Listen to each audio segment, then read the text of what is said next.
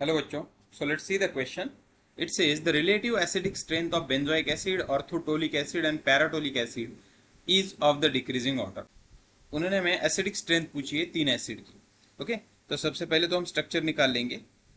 देखो, सबसे पहले उन्होंने बोला है कि बेंजोइक एसिड, बेंजोइक एसिड का स्ट्रक्चर होता है COOH. Okay, then orthotoluic acid, orthotoluic acid का मतलब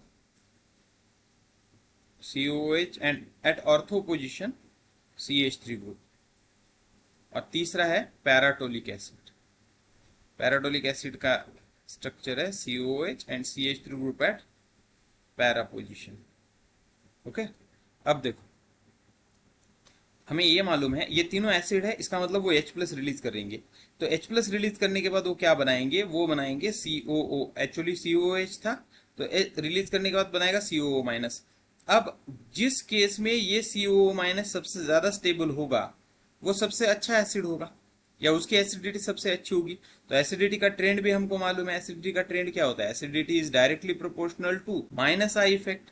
ओके, माइनस आई इफेक्ट जितना ज्यादा होगा उतनी एसिडिटी ज्यादा होगी, जबकि it is inversely proportional to क्या होती है, या उसको हम ऐसा लिखते हैं प्लस आई इफेक्ट.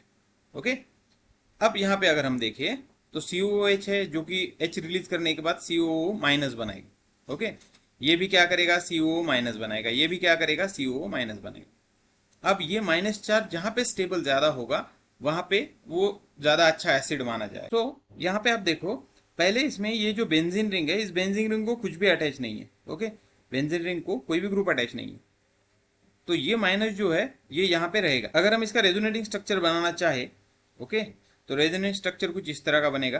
पहले स्ट्रक्चर के लिए ये देखो, ये है बेंजीन रिंग और उसके ऊपर ये है C double bond O minus. Okay, अब क्या हो सकता है, ये माइनस यहाँ पे आके इधर चला जा सकता है, या दूसरी केस में ये माइनस यहाँ पे आएगा. ओके, या हम बोलेंगे ये बॉन्ड यहाँ पे शिफ्ट होगा, फिर ये इस तरह से रेजोनेंस बनता जाएगा. ओके, मतलब इसके रेजोनेटिंग स्ट्रक्चर्स बनेंगे. दूसरी केस में अगर हम देखें तो यहाँ पे जो CH3 ग्रुप है, ओके, यहाँ पे भी अभी H निकल जाएगा और यहाँ पे माइनस आ जाएगा. तो ये जो CH3 ग्रुप है, ये CH3 ग्रुप क्या करेगा, हमको मालूम है ये CH3 ग्रुप कौन सा है, प्लस आई या माइनस आई. अगर हम देखें तो ये प्लस आई इफेक्ट है.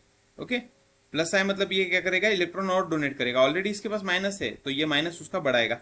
मतलब एक्सपेक्ट क्या है कि इसकी स्टेबिलिटी कम होनी चाहिए. ओके, अगर स्टेबिलिटी कम है होगी तो एसिडिटी भी कम होगी. ये एक्सपेक्टेड ऑर्डर है. ओके, और अगर हम तीसरा स्ट्रक्चर देखें तो तीसरे स्ट्रक्चर में क्या हो रहा है, ये जो COO माइनस है और यहाँ पे है CH3, तो ये CH3 फिर से इलेक्ट्रॉन देगा. ओके, और यहाँ का भी निगेटिव चार्ज बढ़ेगा. तो ये भी स्ट्रक्चर अच्छा, मतलब एसिड नहीं होना चाहिए. लेकिन एक्चुअल ट्रेंड देखा जाए तो इस तरह का है. एक्चुअली क्या होना चाहिए, ये सबसे ज्यादा स्टेबल, मतलब सबसे ज्यादा एसिड ये होना चाहिए एक्सपेक्टेड है, उसके बाद ये और उसके बाद ये, क्योंकि हमको मालूम है पैरा इफेक्ट, पैरा दूर है, डिस्टेंस डिपेंडेंट होता है इंडक्टिव इफेक्ट, तो इसलिए. लेकिन ऐसा नहीं होता. ये जो है ये एक अलग तरह का पैटर्न यहाँ पे दिखाता है जिसको हम ऑर्थो इफेक्ट बोलते हैं.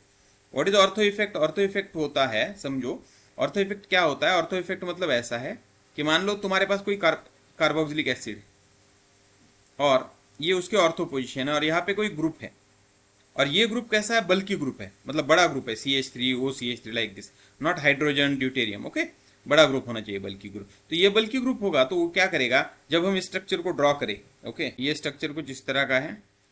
यहाँ पे आ गया था O डबल बॉन्ड, यहाँ पे C, यहाँ पे O माइनस.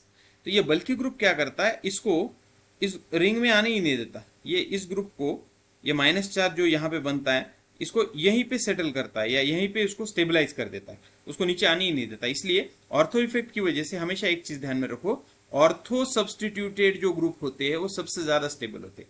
ओके, तो इसलिए एक्चुअल ऑर्डर ऐसी होनी चाहिए थी, लेकिन होता क्या है, ऑर्थो इफेक्ट की वजह से ये ऑर्थोटोलिक एसिड जो है वो सबसे नंबर 1 पे आएगा, सबसे ज्यादा एसिडिक.